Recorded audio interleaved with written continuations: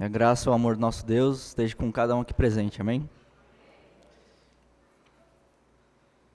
Primeiro dia da semana, primeiro domingo do ano. Acho que isso é um ótimo momento para falarmos de planos, não é?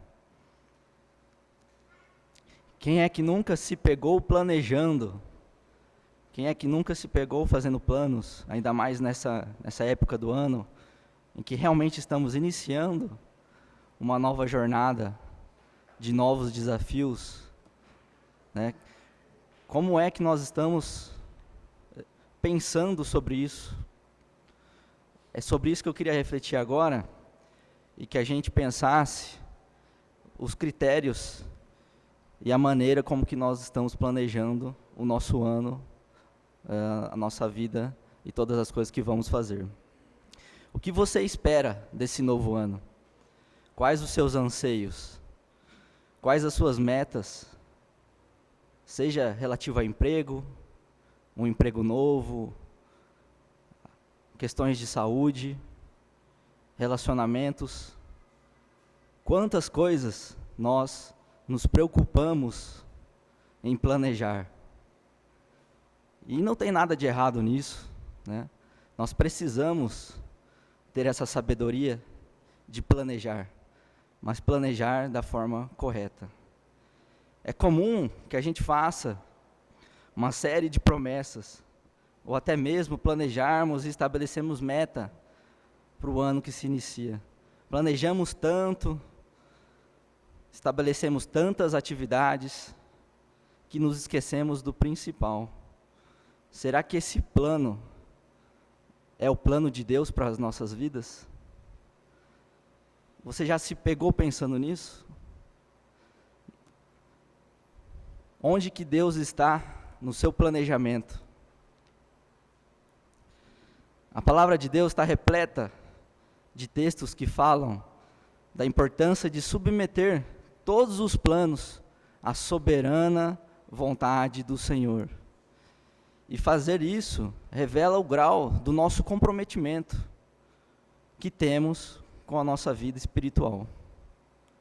Isso está intimamente ligado à nossa vida espiritual. De cara, nós já podemos concluir a seguinte questão: qualquer planejamento sem Deus está predestinado ao fracasso, visto que Ele é soberano sobre todas as coisas, sobre a nossa vida. Não tenha dúvida disso. Primeiro ponto prático que podemos e temos que ter em mente ao planejarmos: devemos planejar cuidadosamente, e isso inclui submissão ao nosso Deus. Com certeza, o cristão que planeja, ele planeja segundo a vontade do nosso Deus. E isso nada mais é que um sinal de submissão ao nosso Deus. Vamos reler a passagem de Tiago, que foi lida. Tiago 4, do 13 ao 16. Tiago 4, do 13 ao 16 diz assim: ouçam agora, vocês que dizem, hoje ou amanhã iremos para esta ou aquela cidade, passaremos um ano ali, faremos negócios e ganharemos dinheiro. Vocês nem sabem o que acontecerá amanhã. Qual é a sua vida? Vocês são como a neblina que aparece por pouco de tempo e depois se dissipa. Em vez disso, deveriam dizer: se o Senhor quiser, viveremos e faremos isto ou aquilo. Agora, porém, vocês se vangloriam das suas pretensões. Toda vanglória como essa é maligna. É um trecho muito importante e que a gente usa de exemplo, né, para essas decisões que nós temos que tomar, para esses nossos planejamentos. Visto que nosso tempo aqui, né, na Terra é tão pouco que é comparado com uma neblina. Imagine só se você faz os seus planos e não inclui Deus nele. Deus, que é o que nos proporciona a vida eterna. Pense nisso. Provérbios 19, 21. Quem puder abrir a Bíblia lá, por favor. Provérbios 19, 21. Diz assim: Muitos são os planos no coração do homem, mas o que prevalece é o propósito do Senhor. Mais uma passagem que mostra a importância de colocarmos a vontade de Deus acima de todas as coisas. Temos muitos planos, isso com certeza temos, mas o propósito do Senhor sempre é maior e sempre vai prevalecer. Romanos 14:8. Porque se vivemos, para o Senhor vivemos, se morremos, para o Senhor morremos. De sorte que, ou vivamos ou morramos, somos do Senhor. Vocês estão entendendo agora a questão da soberania do nosso Deus? Nós fomos criados por Ele, somos criaturas dEle. Então, se nós vivemos ou se morremos, é para o Senhor. Então, na nossa vida aqui, nada mais nada deve ser do que os planos submetidos à vontade dEle. Quando entendemos e colocamos em prática a submissão ao nosso Deus, fica bem mais fácil aceitarmos os planos que Deus tem para nós. Quantas vezes planejamos e às vezes temos esses planos fracassados. Mas aí, será que fracassados aos nossos olhos? Será que para Deus isso foi um fracasso? Tenha certeza que não. Apenas no momento nós não entendemos a vontade de Deus para nós. Então, como seres pertencentes a Deus, não podemos planejar nada em nossa vida sem que o Senhor faça parte. E aí você pode me perguntar, no meio disso tudo, como que eu vou identificar se isso é da vontade de Deus ou não é? Como que identificar se o que eu estou planejando é segundo a vontade do Senhor? Você pode ter certeza que durante o seu planejamento, os seus critérios, os seus princípios vão falar por você. E aí você vai ter certeza de que aquele planejamento é ou não segundo a vontade do Senhor. Será que levamos em conta reconhecimento? Será que levamos em conta satisfação pessoal? Ou apenas status? Ou então valorizamos nosso crescimento espiritual? Valorizamos fazer a vontade do nosso Deus? Pense nisso em momentos importantes de planejamento e de planos. Outro grande problema durante esse planejamento que executamos é a distribuição do nosso tempo. Temos tão pouco tempo, e quanto maior a nossa ambição relativa às coisas do mundo, maior o risco de deixarmos as coisas espirituais de lado. E se o propósito, o seu plano te afasta de Deus, ele deve ser retirado da sua lista, não tenha dúvida. Como identificar se isso é a vontade do Senhor? Por meio do Espírito Santo que habita em nós. Esse, com certeza, vai ser um grande alerta em nossas vidas. Ele vai te ajudar, ele vai te consolar, ele vai te alertar nos momentos em que fala assim, olha, isso aí eu acho que não é a vontade do Senhor, não. Toma cuidado. Romanos 8:16.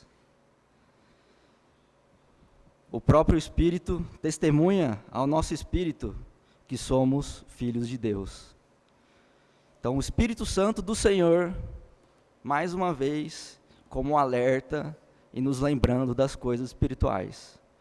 Então, preste atenção nisso também, você que já passou pelas águas. Mais um sinal de que os planos estão de acordo com a vontade do Senhor. Você já teve uma impressão de que está atribulado, de que aquilo está pesado, de que alguma coisa está te incomodando? Tenha certeza de que isso é um sinal, de que isso não é a vontade do Senhor. Porque você, quando experimenta a paz do nosso Senhor Jesus Cristo, você vai se sentir muito mais leve. E isso é um grande indicativo de que você está seguindo a vontade do nosso Deus. Então isso, a paz do nosso Senhor Jesus Cristo, deve ser balizadora dos nossos planos. Se isso te traz paz, com certeza é a vontade do nosso Deus.